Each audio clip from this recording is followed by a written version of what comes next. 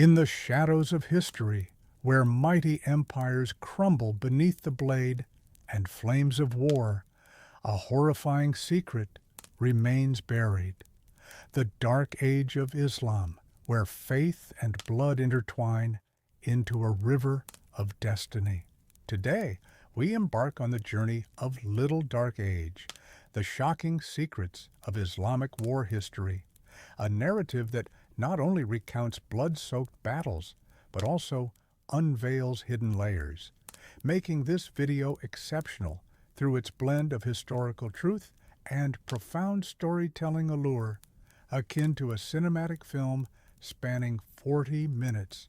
Imagine yourself seated in an ancient cafe nestled in the heart of a modern city, clutching a weathered book on history, when a sudden chill wind sweeps through, carrying visions of vast deserts under a blood moon, where Islamic warriors charge into crusades, the clash of swords echoing like whispers from the past, evoking a profound sense of loss that you might feel as your own. By following through to the end, you will not only grasp profound lessons from the rise and fall of empires, but also discover how that history shapes the world today, delivering transformative insights that alter your perspective on faith, conflict, and hope. Stay with us, for if you turn away, you will forever miss the key to unlocking that door of darkness. The rise from the conflict-ridden desert. In the vast desert of the Arabian Peninsula, where swirling sands rage under scorching winds and tribes fiercely compete for every drop of water to survive, an ordinary man received a divine revelation from the heavens, igniting a faith that would forever alter the course of history. Continuing our journey from the shadows of history that we have unveiled, we now step back to the earliest days, where the desert served not only as a symbol of harshness, but also as the cradle of a rise fraught with conflict. Imagine Muhammad, born around 570 CE in Mecca, a bustling trading city rife with tribal disputes. Orphaned at a young age, he grew up in the powerful Quraysh clan and became an honest merchant, known by the nickname Al-Amin, the Trustworthy. In 610 at the Cave of Hira on Mount Jabal al-Nur, Muhammad received his first revelation from the angel Gabriel, calling him to spread the message of a single God, opposing the polytheistic worship of the Arab tribes. However, this message swiftly led to conflict. The Meccan nobility, fearing the loss of economic power from the Kaaba, the polytheistic temple, persecuted Muhammad and his early followers. The climax was the Hijra migration in 622, when Muhammad and the Muslim community fled to Medina, marking the beginning of the Islamic calendar and transforming Medina into the first political center. A specific example illustrating this conflict-ridden rise is the Battle of Badr in 624, where Muhammad, with only 313 Muslim warriors, defeated a Meccan force of over 1,000 through clever strategy and unwavering faith in Allah. This battle was not merely a military victory, but a symbol of spiritual strength, as the Muslims, outnumbered and under-equipped, turned the tide through unity under the banner of faith. From these initial conflicts, the clear lesson that emerges is the power of unification through faith to overcome tribal chaos and environmental harshness, transforming a barren desert into the foundation of a great empire, reminding us that in the shadows of conflict, hope can arise from the most unexpected sources.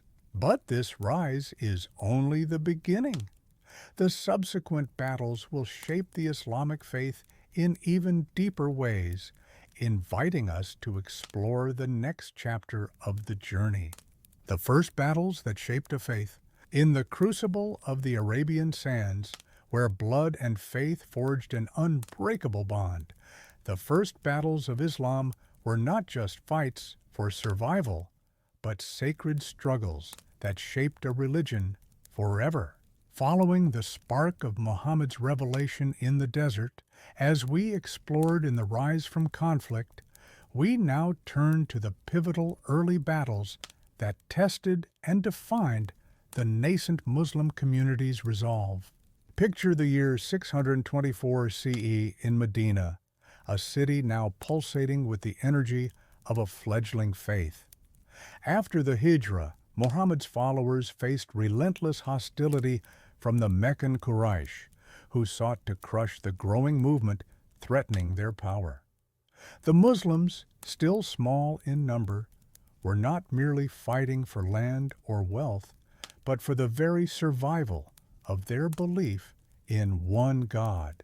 A defining moment came with the Battle of Badr, where 313 Muslims, armed with little more than conviction, faced a Meccan army 3 times their size. Through strategic brilliance, positioning at waterwells to control resources, and an unyielding trust in divine guidance, they achieved a stunning victory, capturing key Meccan leaders and boosting the morale of the faithful. This triumph, recorded in Islamic chronicles, was seen as a divine endorsement, cementing the community's belief that their cause was just. A specific example of this defining period is the leadership of Muhammad during the Battle of Uhud in 625 CE. Despite initial success, the Muslims suffered heavy losses when archers disobeyed orders, leaving their flank exposed. Muhammad himself was wounded, yet his resilience in rallying the survivors taught the community a vital lesson. Faith must be paired with discipline to endure setbacks. The clear lesson from these early battles is that faith, when tested by fire, can forge a community capable of extraordinary resilience, proving that conviction can triumph over overwhelming odds, a principle that resonates through history and even in our own challenges today. Yet, as the Muslim community grew stronger, their victories sowed the seeds for greater conquests, pulling us into the next chapter of an expanding empire. Bloody conquests expand the empire. In the wake of Muhammad's death, a whirlwind of conquests erupted from the Arabian heartland, where Muslim armies, fueled by unyielding zeal and strategic genius, toppled ancient empires in a cascade of blood and triumph, expanding Islam's reach across vast territories in mere decades.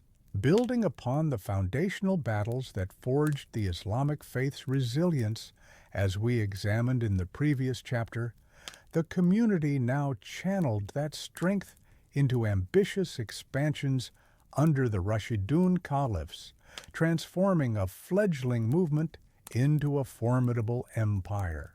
Envision the year 632 CE, following Muhammad's passing in Medina, when Abu Bakr, the first caliph, swiftly quelled internal rebellions through the Ridda Wars, reuniting the Arabian tribes under Islam's banner. His successor, Umar ibn al-Khattab, reigning from 634 to 644, orchestrated the most dramatic phase of conquests, defeating the Byzantine Empire at the Battle of Yarmouk in 636 and toppling the Sassanid Persian Empire by 651, incorporating regions from Syria and Egypt to Iraq and Iran into the Caliphate. These victories were marked by innovative tactics, such as mobile cavalry and decentralized command, alongside policies of relative tolerance toward conquered peoples, allowing Jews, Christians, and Zoroastrians to retain their faiths under the jizya tax system. Under Uthman and later Ali, the empire extended further into North Africa and Central Asia, though internal divisions began to simmer.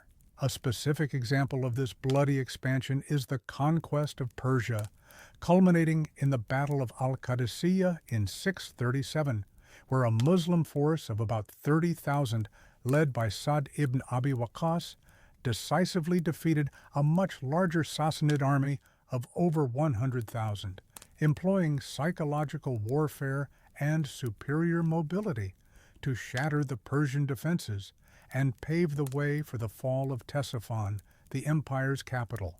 This victory not only secured vast resources, but also integrated Persian administrative expertise into the Islamic governance structure. The evident lesson from these conquests is that a combination of religious fervor, military innovation, and adaptive administration can propel a unified force to achieve rapid territorial dominance, illustrating how strategic vision in times of expansion can redefine civilizations. A timeless insight for understanding power dynamics in history. However, as the Islamic Empire stretched its boundaries, it soon encountered the ominous shadow of external crusades encroaching upon sacred lands, drawing us into the ensuing chapter of enduring conflict. The Crusaders' shadow over the Holy Land. In the heart of the Holy Land, where ancient prophecies intertwined with the clash of steel, the arrival of armored knights from distant Europe unleashed a torrent of holy wars, transforming Jerusalem's sacred stones into battlegrounds, soaked in the blood of believers from both faiths. Extending from the era of rapid conquests that solidified the Islamic Empire, as chronicled in our prior exploration, the Muslim realms now confronted a formidable invasion from the Christian West, marking the onset of the Crusades that would engulf the region in prolonged darkness. Visualize the late 11th century, when Pope Urban IX's impassioned call at the Council of Clermont in 1095 ignited the First Crusade, rallying thousands of European warriors to reclaim Jerusalem from Muslim control, framing it as a divine mission to secure holy sites revered by Christians, Muslims, and Jews alike. The Crusaders, arriving in 1099, captured Jerusalem after a brutal siege, resulting in a massacre of its inhabitants, Muslims, Jews, and even Eastern Christians, establishing fragile Latin kingdoms in the Levant that endured amid constant threats. Subsequent crusades followed, including the second in 1147 to 1149, which failed to halt Muslim resurgence, and the third from 1189 to 1192, led by figures like Richard the Lionheart, yet unable to fully reverse losses. Over 2 centuries, from 1096 to 1291, these campaigns, 8 major ones in total, witnessed shifting alliances, sieges, and naval battles, ultimately ending with the fall of Acre in 1291, expelling the last Crusader strongholds. From an Islamic perspective, the Crusades, known as Al-Hurub al-Salibiyah, disrupted trade, fostered jihadist unity, and integrated military innovations, like fortified castles, while exposing divisions among Muslim leaders. A poignant example of this shadowed era is the Battle of Hattin in 1187, where the Ayyubid Sultan Saladin decisively defeated a Crusader army under Guy of Lusignan near the Horns of Hattin in Galilee. By luring the thirsty knights into a trap with feigned retreats and setting fires to exacerbate their exhaustion, Saladin's forces shattered the Christian lines, leading to the recapture of Jerusalem later that year and inspiring a renewed sense of Islamic solidarity. This victory not only reclaimed sacred territory, but also elevated Saladin as a legendary figure, blending chivalry with strategic acumen in the face of foreign aggression. The profound lesson emerging from the Crusades is that external invasions can galvanize fragmented societies into unified resistance. Yet they often exacerbate long-term religious animosities and economic strains, underscoring the enduring cost of ideological conflicts in shaping cultural identities, a reminder that echoes in modern geopolitical tensions. Nevertheless, as the external threats of the Crusades receded, simmering internal divisions erupted into civil wars that splintered the Muslim community, beckoning us to delve into the ensuing chapter of profound schism. The civil wars that divided the Islamic community. In the shadowed corridors of power within the burgeoning Islamic empire, where whispers of loyalty turned to cries of betrayal, the first great schisms erupted into civil wars that fractured the Ummah, sowing seeds of division that endured to this day between Sunni and Shia branches. Emerging from the external crucibles of the Crusades that tested Islamic unity against foreign invaders, as detailed in our preceding chapter, the Muslim world now grappled with profound internal fractures, where disputes over rightful succession ignited devastating civil strife known as the fitnas. Contemplate the mid-7th century following the assassination of the third caliph Uthman ibn Affan in 656 CE, which plunged the community into the first fitna, a tumultuous period of civil war lasting until 661 CE, pitting Ali ibn Abi Talib, Muhammad's cousin and son-in-law, against rivals including Aisha, the Prophet's widow, and Muawiyah, governor of Syria. This conflict arose from accusations of nepotism against Uthman and debates over caliphal legitimacy, leading to battles that highlighted the tension between familial ties to the Prophet and established political authority. The second fitna, from 680 to 692 CE, further deepened divisions during the early Umayyad Caliphate, involving rebellions by supporters of Ali's descendants against Umayyad rule, exacerbated by regional rivalries and grievances over centralized power from Damascus. These wars not only claimed thousands of lives, but also formalized the Sunni-Shia split, with Shia advocating for leadership through Ali's bloodline and Sunni emphasizing consensus among the community. Overall, the four major fitnas, spanning from 656 to the 9th century, represented trials of faith and governance that reshaped Islamic identity amid ongoing turmoil. A stark example of this divisive era is the Battle of the Camel in 656 CE near Basra, where forces loyal to Ali clashed with a coalition led by Aisha, Talha, and Zubair.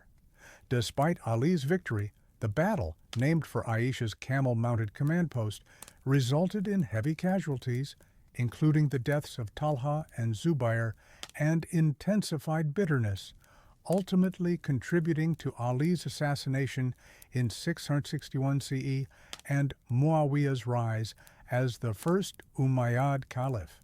This confrontation exemplified how personal allegiances and interpretive differences over succession could escalate into fratricidal warfare, forever altering communal harmony. The unmistakable lesson from these internal wars is that unresolved disputes over leadership and justice can erode even the strongest of unities from within, fostering enduring sectarian divides that weaken collective resilience against future threats.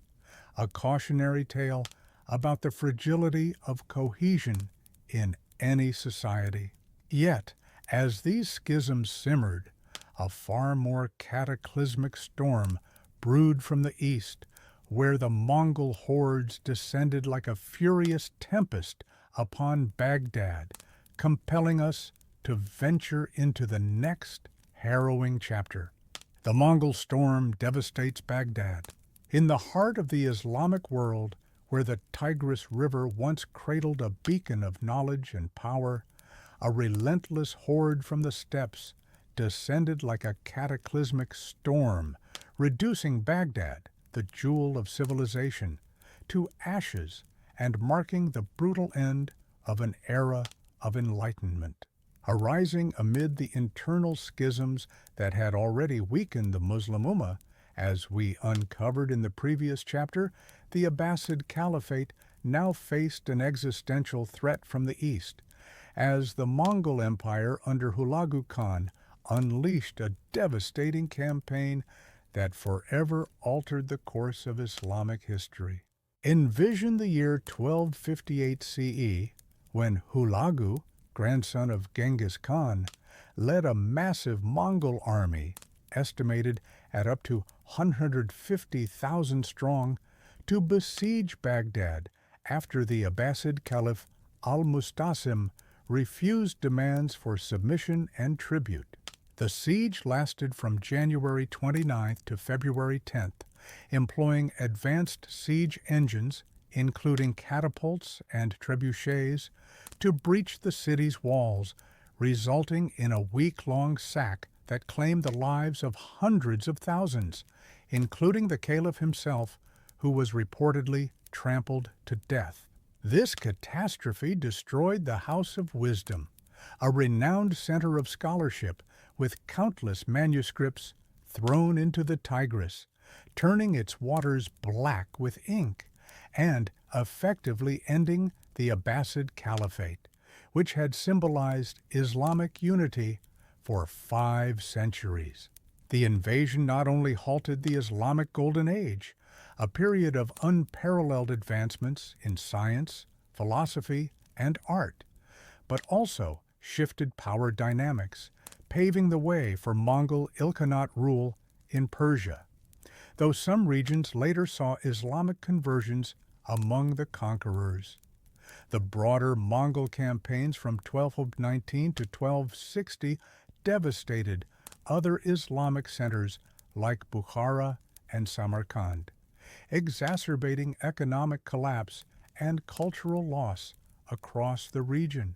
A vivid example of this destructive fury is the systematic annihilation during the sack, where Mongol forces, adhering to their policy of total submission or annihilation, spared only those who surrendered immediately, while massacring scholars, civilians, and elites alike. This not only depopulated Baghdad, but also irreparably damaged its irrigation systems, leading to long-term agricultural decline and famine. The event symbolized the vulnerability of even the most advanced societies to nomadic warfare, reshaping the Islamic world's intellectual landscape. The stark lesson from this Mongol tempest is that external conquests can abruptly terminate epochs of cultural flourishing, highlighting the fragility of knowledge repositories and the imperative for resilient institutions to safeguard heritage against unforeseen aggressions, a principle that informs our understanding of civilizational endurance. Still, from the ruins of this devastation, new powers emerged on the fringes of the Islamic world, where the Ottoman Empire rose to confront Europe in a prolonged shadow of conflict, urging us forward to the subsequent chapter. The Ottoman-European confrontation in the shadows. In the twilight of a fractured Islamic world, where the ashes of Baghdad still lingered in memory, a new titan rose from Anatolia, the Ottoman Empire, clashing with Europe in a centuries-long struggle that redefined borders and faiths under the weight of ambition and steel.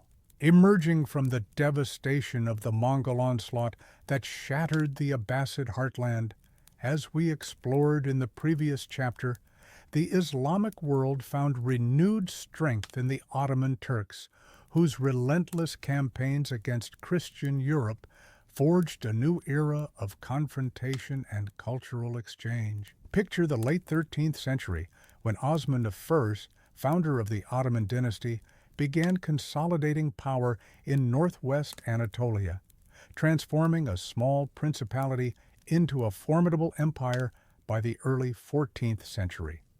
By 1453, under Mehmed II, the Ottomans achieved a historic triumph with the conquest of Constantinople, ending the Byzantine Empire and establishing Istanbul as a new Islamic capital, bridging Europe and Asia. Over the next 2 centuries, the Ottomans expanded into the Balkans, North Africa, and the Middle East, clashing with European powers like the Habsburgs and Venetians in battles such as Mohacs in 1526 and Lepanto in 1571, while also besieging Vienna in 1529 and 1683. Their military prowess, driven by the disciplined Janissary Corps and advanced artillery, combined with a sophisticated bureaucracy, allowed them to govern diverse populations, integrating Christians and Jews under the millet system while promoting Islamic law.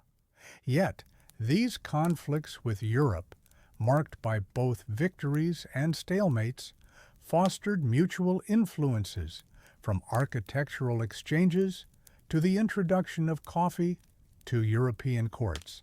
A defining example of this era is the Siege of Vienna in 1529, where Suleiman the Magnificent's army of over 100,000 laid siege to the Habsburg stronghold, aiming to dominate Central Europe.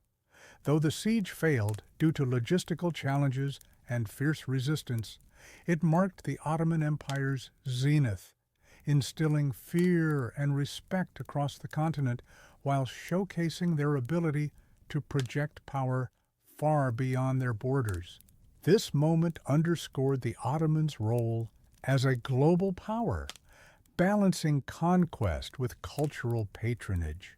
The clear lesson from the Ottoman confrontations with Europe is that sustained military and administrative innovation can elevate a regional power to global dominance, yet prolonged conflicts with ideological rivals risk overextension and internal stagnation, a cautionary insight for any empire navigating a multipolar world. But as the Ottoman era waned, the echoes of its wars reverberated into modern conflicts, drawing us into the next chapter where historical struggles cast long shadows over the present. Modern conflicts and the legacy of war. In the modern era, where the scars of ancient wars still pulse beneath the surface, the Islamic world grapples with conflicts rooted in history's depths, as colonial legacies, ideological divides, and global power struggles ignite tensions that echo the turmoil of the Little Dark Age. Following the Ottoman Empire's clashes with Europe that shaped centuries of cultural and military exchange, as we traced in the previous chapter, the Islamic world now confronts a new landscape where the ghosts of past conquests and divisions fuel contemporary struggles, intertwining historical grievances with modern geopolitics. Imagine the early 20th century as the Ottoman Empire crumbled after World War I, giving way to Western colonial mandates that carved up the Middle East, from the Sykes-Picot Agreement of 1916 that divided Arab lands between Britain and France to the Balfour Declaration of 1917, igniting the Arab-Israeli conflict. These interventions sowed seeds of unrest, fueling nationalist movements and sectarian strife, as seen in the Iran-Iraq War, 1980-1988, where Sunni Shia divisions tracing back to the fitness intensified a brutal 8-year conflict costing over 1 million lives. The rise of extremist groups such as Al-Qaeda and ISIS further exploited historical narratives of jihad from the Crusades and Mongol invasions, using them to justify violence like the 2003 Iraq invasion's aftermath, which destabilized the region. Meanwhile, proxy wars like those in Syria and Yemen reflect global rivalries, with powers like the U.S., Russia, and Iran leveraging historical fault lines, resulting in over 500,000 deaths in Syria alone since 2011. These conflicts highlight how colonial borders and resource struggles, layered over ancient sectarian divides, perpetuate cycles of violence. A striking example is the rise and fall of ISIS, which, between 2014 and 2019, seized vast territories in Iraq and Syria, declaring a caliphate that invoked the Abbasid legacy while committing atrocities, including the destruction of cultural heritage like Palmyra. Their defeat by a global coalition underscored the challenge of countering ideologies that weaponize historical memory. This episode revealed how historical narratives can be distorted to fuel modern extremism, yet also showed the power of collective resistance. The critical lesson from these modern conflicts is that unresolved historical grievances, when exploited by external powers or internal radicals, can perpetuate cycles of division and destruction. Emphasizing the need for reconciliation and inclusive governance to break free from the past's shadow, a principle vital for navigating today's fractured world. Yet, these struggles offer not only warnings, but also enduring lessons for humanity's future, guiding us toward the final chapter of reflection and hope. Lessons from a dark history for the future. In the vast tapestry of history's darkest chapters, where the echoes of Islamic wars reveal patterns of rise, ruin, and renewal, profound lessons emerge not as relics of the past, but as guiding beacons for a future where humanity might forge paths of unity amid enduring shadows.